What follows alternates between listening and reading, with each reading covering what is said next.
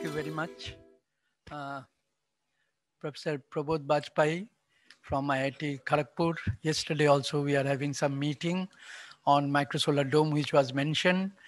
Professor Ajay Rai, Joy Chakraborty, my ex-colleague from WB Radar, engineers from PDCL and other organization, power development organization of the state of West Bengal. It is really a wonderful opportunity for me to come here in this morning to say a few words on solar energy, which is in my heart. Um, how we can take it forward. I would simply mention about the chronological development little bit. How solar energy, today's solar energy status is quite different when we conceive about solar energy application in India long back, 30 years back. It was quite different. You see, in India, solar energy program started really in different mode. In India, 30 years back, villages were not electrified properly, and villages were very remotely located, and taking electricity to those villages was really difficult. But one of the important issue, Rajiv, you want to come to the dais? Yes, I think he is also in the dais.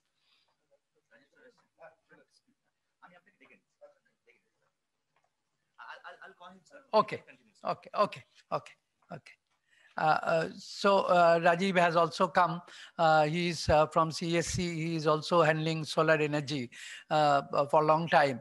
When we started this program, it was for village electrification.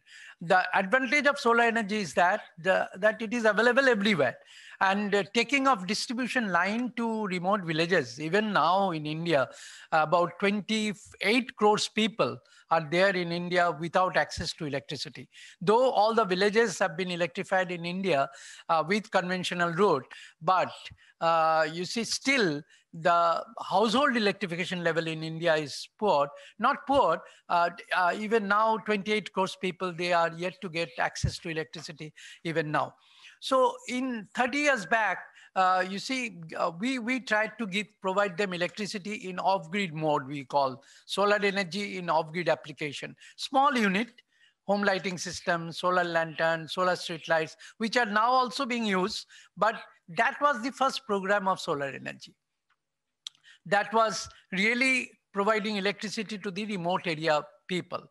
And that was very expensive, but even then, since there was no electricity, Government of India and the state government, they took up this program.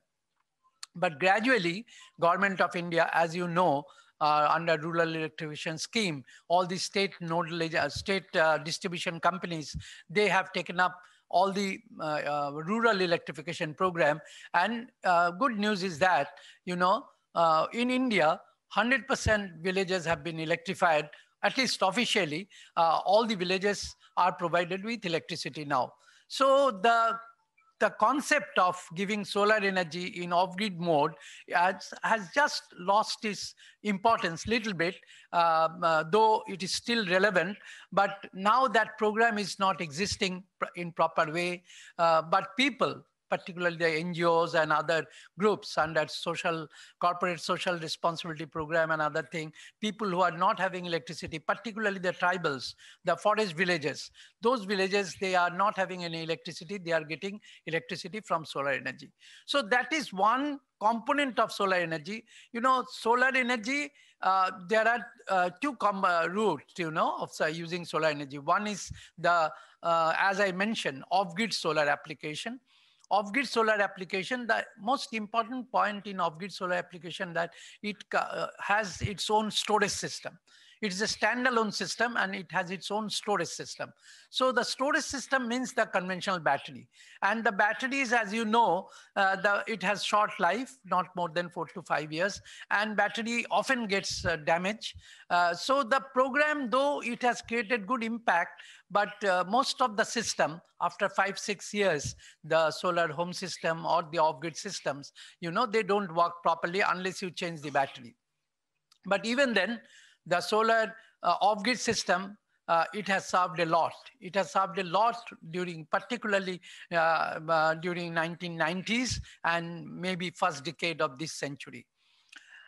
But gradually, we realized that no, solar energy can also supplement the conventional power. That was the concept, and it was conceived first time in West Bengal. It is also good news. And the first, grid-connected solar power plant, that grid-connected concept was not there. The solar power plants were only in the off-grid areas. So the grid-connected concept first came in the early 2000, maybe in 2007, 2006, 2007, we thought whether, but internationally the solar power plants were, grid-connected solar power plants were there. But in India, in 2006, first time the regulators, some people, Secretary MNRE and other people, we approached the regulators and we told them that, look, solar energy can also be utilized in a grid connect mode. We can really provide energy to the grid from solar power. But there was no regulation at that time. So the regulators were requested whether it can be, CEA came forward, the safety rules and other thing. So that is the history of development of solar grid connected. Not now 35,000, 36,000 megawatt solar power plant are existing now grid connected, but it was not like this before only 10, 12, 14, 13, 14 years. It was quite different. It is very new concept. In 2006-07, the regulators were first, approached for this type of regulation. And, from the state of West Bengal, first time, in India, we thought, let us, at that time, megawatt scale solar power plants were not available. Only the off-grid power plants were only up to 50 kilowatt, 100 kilowatt level. But the megawatt scale solar power plant was conceived, and first time, in Asansol, Jamuria, still the plant is working. A 2 megawatt plant, was conceived, and it was the first plant of the country. The West Bengal, is a leading country, leading state in the country in respect of power generation. The first hydropower generation started in West Bengal in Darjeeling, Sidrapong, as you know, in 1897. So the first diesel power plant also came up in Kolkata in the, in 1895 or something like that. So West Bengal, similarly, the state of West Bengal, it was also first time, it achieved the 2 megawatt plant in the Jamuria area of Asansol. It was a plant connected with the grid, and it was supplying power to that discom of that area. Now that is powered. What is the name of the company? Earlier it was different. Now it is a different company. They are taking the power from this grid connected power plant. Now after that, the program picked up in the country. Some more power plants came up, 5 megawatt power plants came up, 10 megawatt power plants came up, and the grid connected systems, solar power plants were becoming really small way more and more popular. At that time, some people, I was also included, we approached the Prime Minister, the then Prime Minister of India, that let us, launch a national solar mission, because solar has a lot of potential. And we launched, we made a concept note and submitted to the Prime Minister. I can remember I made a presentation to the Prime Minister also at that time. That was long back, 2010, 10 years back, And Dr. Manmohan Singh was the Prime Minister at that time.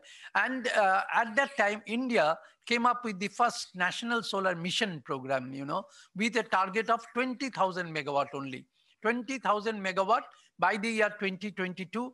It was announced in the year 2010 with a target of 20,000 megawatts throughout the country. And the regulation was also properly, done. At that time, the cost of solar power was very high. You can't expect.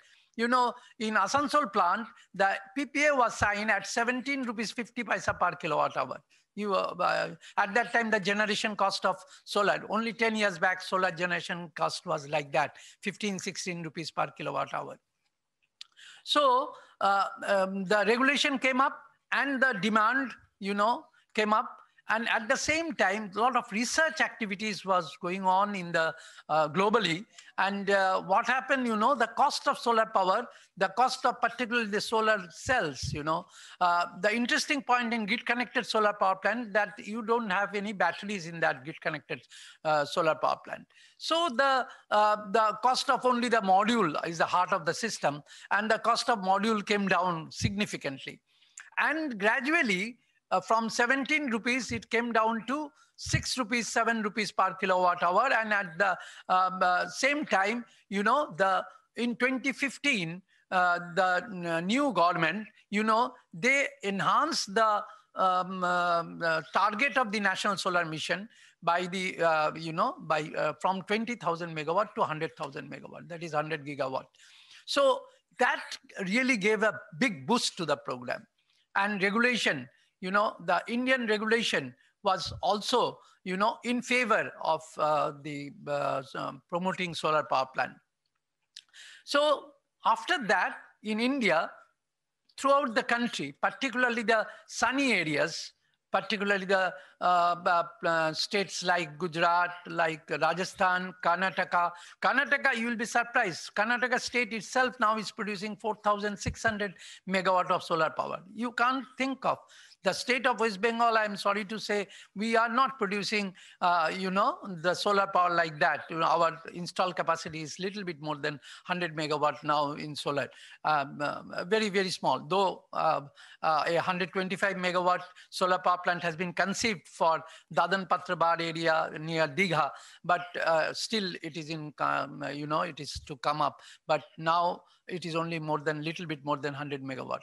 But the other states, as I have mentioned, from where this 35,000, 36,000 megawatt is coming up, mostly the contributor are Karnataka, Rajasthan, Gujarat, Madhya Pradesh. These are the states, they are really contributing a lot in this 36,000, 37,000 megawatt of solar power. Now, by the year 2022, we are to achieve this 100 gigawatt or 100,000 megawatt of solar power. Now, our program has been divided into two parts. One is land-based. Land-based solar power plants are quite big now. Initially, it started with 2 megawatt. I do agree, first project in the country. But now you will get 500, 600 megawatt solar power plant in different areas of the country. Not in this part, but in different part. In Tamil Nadu, they do have a 670 megawatt of solar power plant. Similarly, in Madhya Pradesh, they do have a very large power plant. Adani Group, they have set up a very large power plant. So the large power plants in the range of megawatts, the solar park concept has come up, 500 megawatt and above. So gradually, from the kilowatt level, from the watt level, gradually we have gone to kilowatt level, then megawatt, then we are going to gigawatt level now. So that is very interesting. Gradually the solar power is growing up. Side by side, if you look at the demand of the country by the year, say, 2030, so by the year 2030, the installed capacity of the country will be around 900,000 megawatt, 900 gigawatt. But what is the potential of thermal? Thermal power plant where PDCL and other people are mostly involved, CSC, they are also involved. The thermal power plant now is suffering from environmental clearance. Yes, we do have coal reserve. We do have coal reserve, but the emission level from the thermal power plant is quite high. It is known to us. And you are all aware that in Paris Accord, the India as a country, we are committed to reduce our emission level, by 33% by the year 2030. By the year 2030, another 10 years time. So if you want to reduce the emission level by 33%, so you can't go on adding thermal power plant, in the energy basket. Though we have coal reserve, yes, we are very rich in coal, the state of West Bengal, that is also true. But that is a very temporary measure. The state of West Bengal is almost 95% dependent on thermal power plant. The the fossil fuel, the renewable, the hydro and other contribution is very less, only 4 to 5%. So the point is, you have to think the demand will grow. The hydropower potential of the country is only 150 gigawatt, 150,000 megawatt. So that is also one, limitation. You can't go on adding hydropower plant, and hydropower plant has got some limitation in respect of large hydro, particularly in respect of environmental issue. So the hydropower plant, yes, we can achieve up to 125,000 megawatt through hydro, out of which we have already achieved almost 50% of that. But large hydros are also coming up. The thermal power plant, a large number of thermal power plants, even DVC, other day, DVC director was telling me that they are having, some thermal power plant, they are lying with the Environment Ministry for last 3 to 4 years. So getting clearance from Environment Ministry for thermal power plant will be a big problem. It will be a challenge. And it will be not given. It will be not given because India is already committed. India has signed the protocol that we will reduce our emission. So you can't add thermal power plant, but the demand of power will increase. As I have mentioned, our installed capacity by 2030 will be around 900,000 megawatt. If we keep the growth, GDP like this, our growth is adequate, then our installed capacity will be about 900,000 megawatt. So what to do? The nuclear power plant could be a solution, but nuclear power, as you know, after Fukushima, after Chernobyl and Fukushima, nuclear power plant has some limitation and a lot of agitation, public agitation, and other things are there. So the nuclear power plant contribution in India is very insignificant. Out of, say, 353,000 megawatt or so, nuclear power contribution is only 4,000 to 5,000 megawatt, nothing. And no large power plants, nuclear power plants are coming up due to agitation and other things. Only 1 or 2 power plants are coming up, which will add, maybe nuclear power will add maximum 20,000 megawatt by the year 2030, not more than that. So what is the solution? Solution, we do have a lot of renewable, particularly wind and solar. The renewable, other renewables are there, biomass, geothermal, small hydro, those are there. But the total potential of small hydro, biomass and other things are not very high. Only wind and solar can cater the need of the country. Wind and solar can cater the need of the country. 900,000 megawatt is the potential of solar power plant in the country. Only in, wasteland, if you put up the solar power plant. But if you add water bodies, then it will be much more. The potential is much more. 150,000 megawatt is the latest figure, says we can add on, wind power in the country. Solar and hydro, solar and wind hybrid power potential is very high. The new concept, the hybrid power concept, why those concepts we are going, I'm just going to tell you why we are going for hybrid. But one thing is very clear, that solar and wind are the future. We are to, if we really want to keep our commitment towards a green world, green India, then we are to go for clean energy sources, and clean energy sources means solar and wind. So if we go for solar and wind, we need what? We have potential. We are convinced that we need this thing, but we don't have good policy. We don't have good regulation. Why then only solar energy, solar installed capacity is only less than 40,000 megawatt? Why? 2022, we have to achieve 100,000 megawatt. 60,000 megawatt we have to go. We have to go a long way. Rooftop, the achievement 40,000 megawatt rooftop target.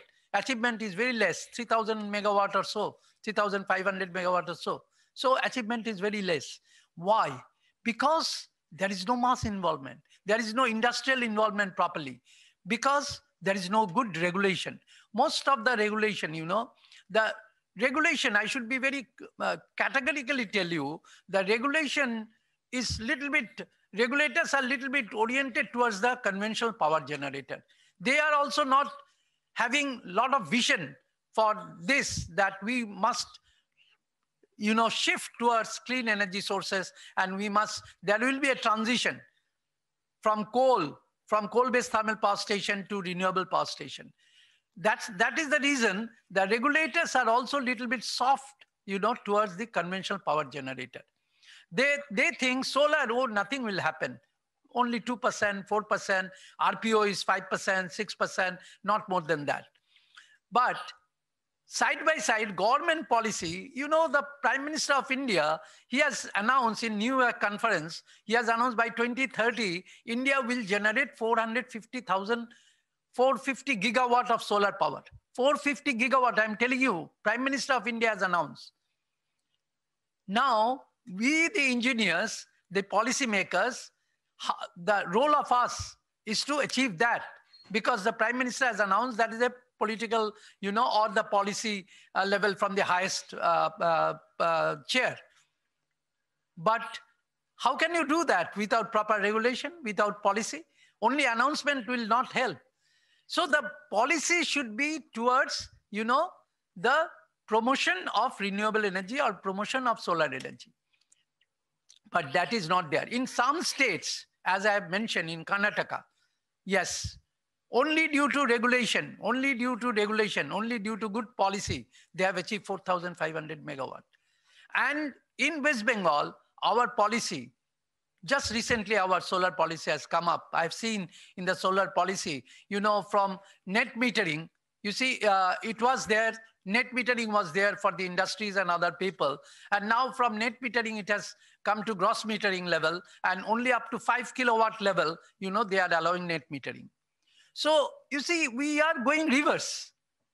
My point is, unless there is a good regulation, you can't expect to achieve the target of 100,000 megawatt by the year 2022 or 450 gigawatt by the year 2030. So the regulation is very important.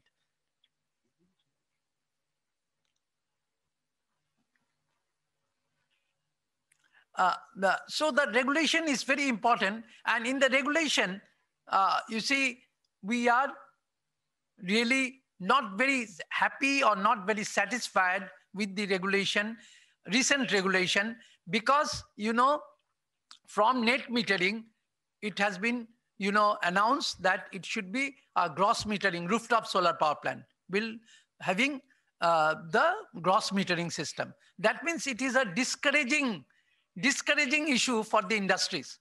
Which industry will set up and generate power and sell power at 2 rupee 50 paisa, 3 rupees to the grid? They don't have any interest unless they get some incentive. So the regulation, the present regulation says that up to 5 kilowatt, you can go for net metering. But in other states, it is not like that. So I would request the forum, this forum, nicely they have organized this type of, seminar, that in order to achieve the target, in order to achieve the emission level target, also the reduction in emission, we need to go for solar energy. We need to go for the real target of West Bengal, by the year 2020, that is 2022, the state of West Bengal is to achieve 2,000 megawatt of solar power. Can you think of? That is the target given by Government of India, 2,000 megawatt. We have achieved only 100 megawatt, or a little bit more than 100 megawatt. Because, you see, because of the policy, because of the regulation. Both. Policy is also required. You see, the private sector participation, which is very important. If you look at the, you people are here, the PDCL and the WBSCDCL or WBREDA, here in West Bengal, I find no private sector participation is there in solar energy power plant power generation. No private sector participation. And 95% of the power in other states, comes from private sector, solar power.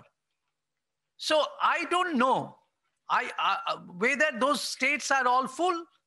I don't think so. You see, the investment, the money is required, fund is required. Who will give the fund?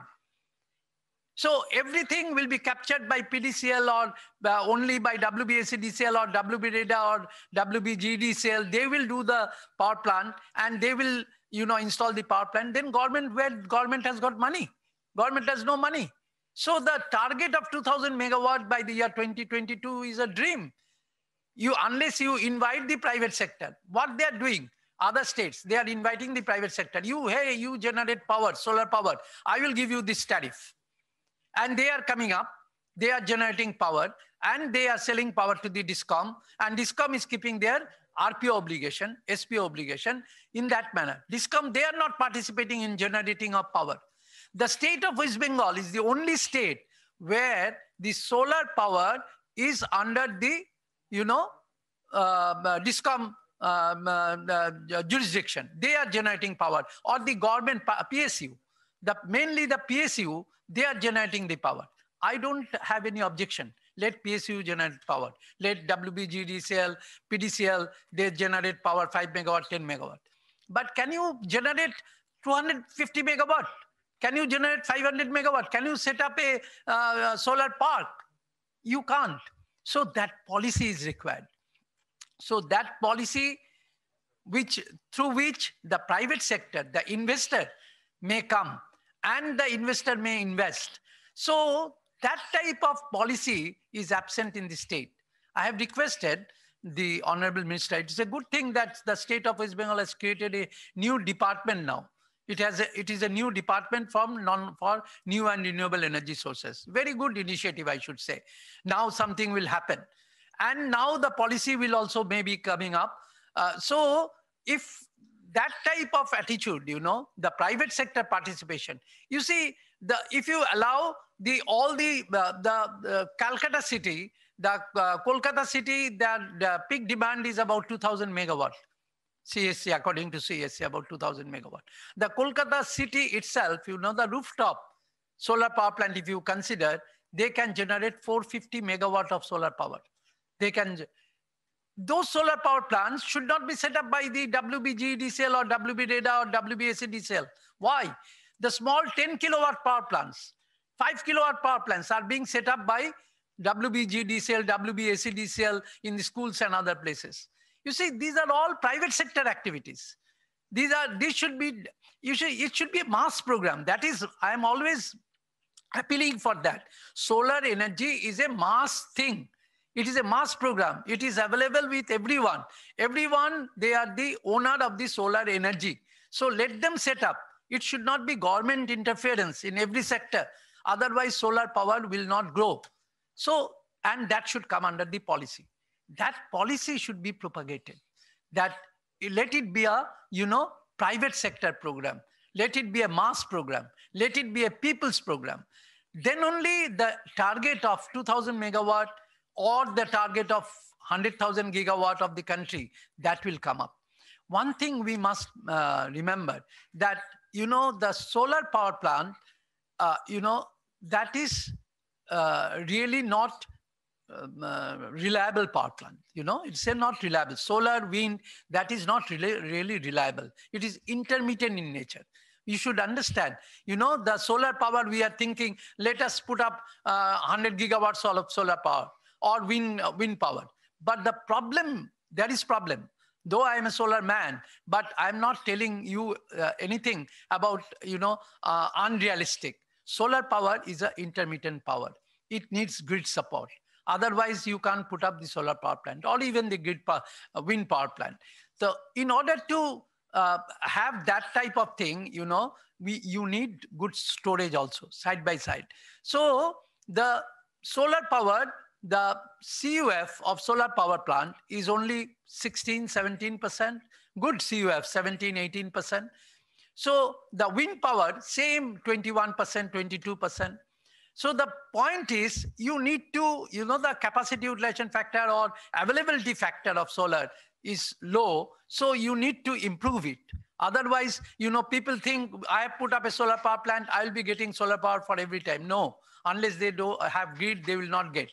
So the storage of solar power, that is also a very important point which should come under the policy.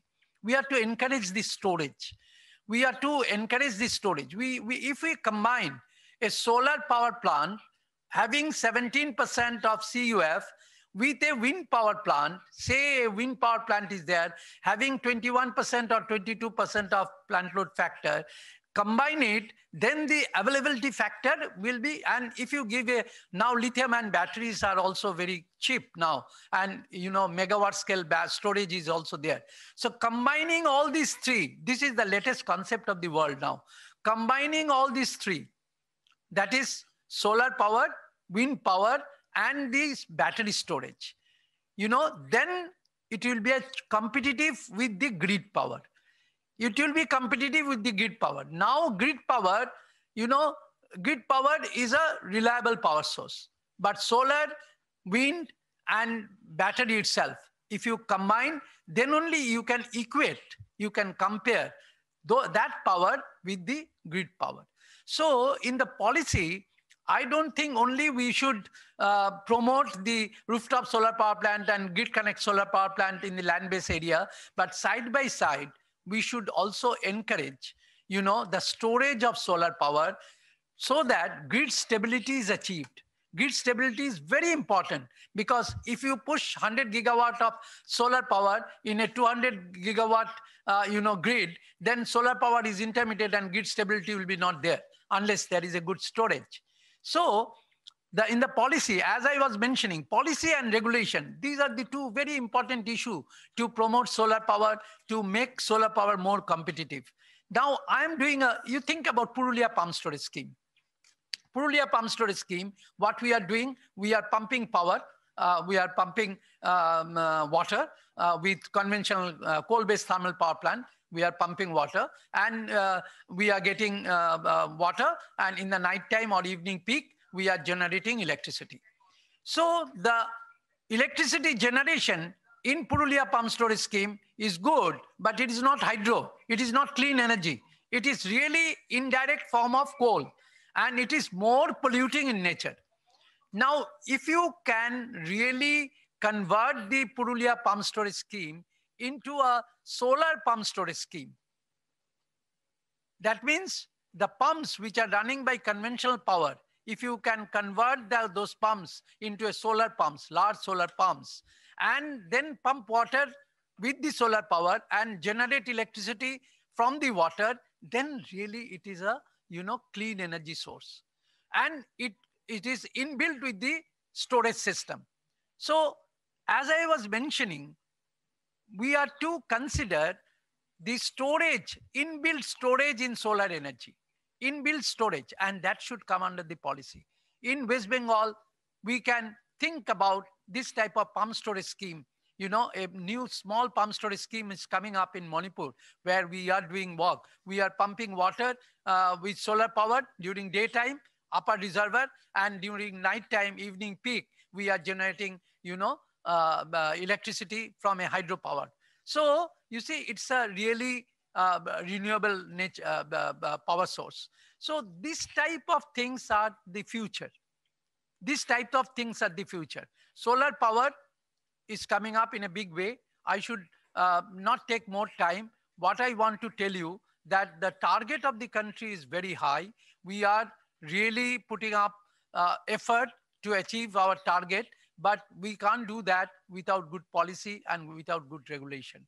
The regulation, as I mentioned, the recent regulation of West Bengal may not be very attractive for the private sector to participate. Up to 5 kilowatt, it is good, I appreciate. The domestic sector is now encouraged that they can go for rooftop solar power plant, but the industries who are putting up 2 megawatt, 3 megawatt scale, unless they get net metering benefit, they may not be interested for this type of thing. At the same time, you engineers, do something, in the renewable energy research concept also. And the renewable energy research, the storage of renewable energy. The storage of renewable energy is a very important issue now, where under the policy, there should be some fund allocation, so that, out of this 100,000 megawatt, 30,000 megawatt at least should have proper storage. Otherwise, the grid stability will be disturbed. Out of 450,000 megawatt, which is a big target for solar, the storage facility should be at least 100,000 megawatt. And large storage, you can't do with battery. As I mentioned, large storage you can do with hydro pump storage scheme, which is very good, or combining solar and wind, you can improve the PLF. You can go for that type of thing. So, my dear engineers, what I want to say in my conclusion, that solar energy, in order to keep a livable world, solar energy is the future. Nobody can just oppose it, anyone. Now, the coal-based thermal power plant people, they are sometimes against the solar power, but they can't do that for a long time. Finally, they have to agree that solar power and wind power and the other renewable will be the future. There is no doubt in it. But there will be a transition. In one day, it will not happen. And during that transition period, every time, the achievement will come, the good policy, good regulation will only bring that period that ultimately finally transition to solar power. Germany has fixed up that they will shift to solar power by the year 2050, renewable power. Similarly, India, by the year 2047, 100 years of independence, if India is to shift to solar power, then India's solar power policy and the regulation, the renewable energy power policy and the regulation should be appropriate so that really we can achieve that target. Only fixing the target may not be meaningful. We should have side by side good regulation, good policy for promoting solar power or the renewable power. So one thing you must remember, that we are all senior people, but we are to keep a livable world for the future generation.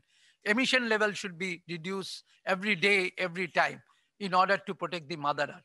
And if you want to do that, then the policy, the regulation of solar power should be in that direction. Not that, people are not having electricity, that's why we are giving solar power. Now the concept is, why solar power? Because emission level is low in case of solar power, in case of wind power. Initially, solar power we are putting up to provide electricity to the people, but now we are putting up solar power plant, we are putting up renewable energy power plant for protecting the Mother Earth. We have only one planet, only one Mother Earth, and we are to protect it. We are to keep a livable world for the future generation. So thank you very much for giving me opportunity to speak here. I just wanted to share some of my views on particularly policy and regulation. I think regulation needs further discussion. You people are here. You discuss the recent regulation, renewable energy regulation. You discuss amongst yourself, and you should, Rajiv is also there. He is also part of this. So I think in order to promote really the solar power, we must discuss, we must have interaction, we must, finally, we all should be green energy people, and we should support green energy so that the actual transition happens in future. Thank you very much for patient hearing. Thank you.